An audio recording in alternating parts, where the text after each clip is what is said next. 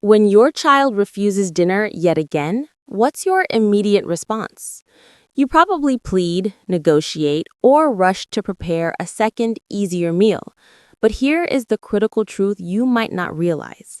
Every one of those reactions, while totally driven by love, is actually training your child to refuse in the future. French parents, however, follow one remarkably simple rule, supported by two invisible pillars, that ends this dinner table conflict completely. Picture the scenario. It's 6:30 p.m., dinner is served, your child barely glances at the plate and says, "Yuck, I don't like this green stuff." So you try bargaining, 3 bites for ice cream. You try negotiating, just touch the broccoli with your tongue. Or, exhausted, you give in and microwave a cheese stick. And as you're standing there making that alternative meal, you feel the familiar mix of defeat and guilt. You're trying so hard, yet mealtimes have become a source of stress and conflict. What you need to know is simple. Your loving efforts are accidentally making the problem worse. Once you understand the underlying science, you can stop this cycle. 3 critical mistakes American parents make. Mistake number 1, offering a Plan B meal. When your child refuses the main meal and you quickly whip up mac and cheese, you teach a powerful lesson. If I hold out long enough, my preference will win.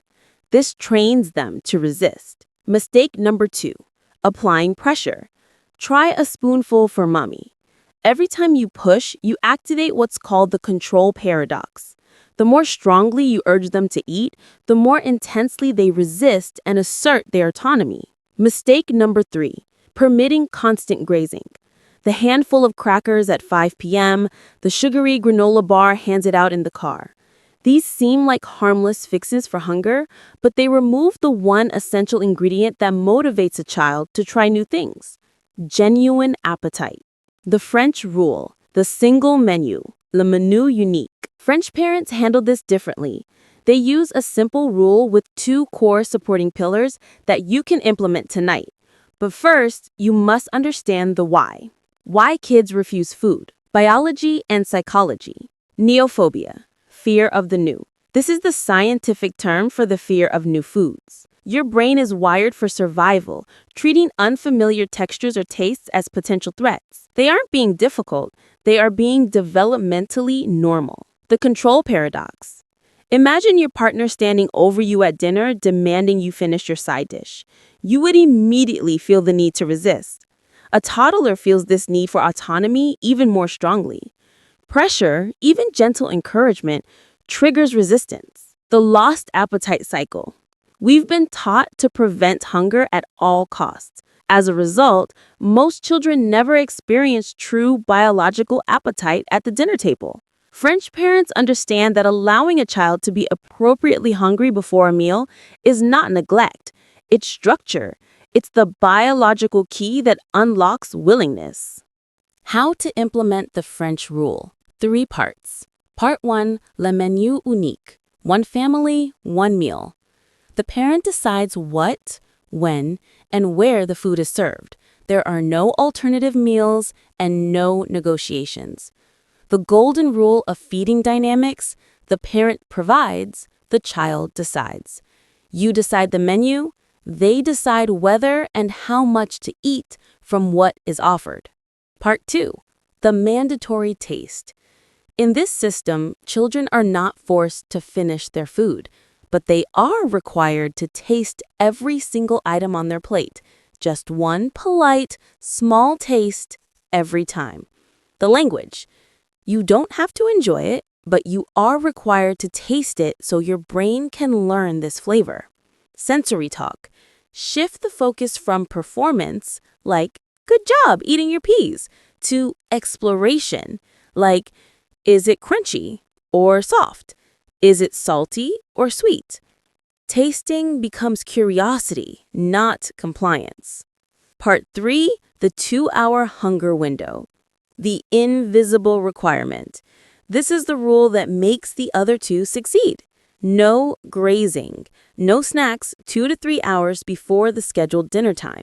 Only water is permitted. The why. If a child is not genuinely hungry, there's zero biological incentive for them to try the unfamiliar chicken or vegetables. A realistic implementation guide. Serve one balanced meal. Include variety, protein, vegetables, carb. Always include at least one safe food like bread or fruit they can fill up on. Require one polite taste. Use the neutral language. You don't have to like it. You just have to taste it. Child decides volume. After the mandatory taste, they decide what and how much else to eat.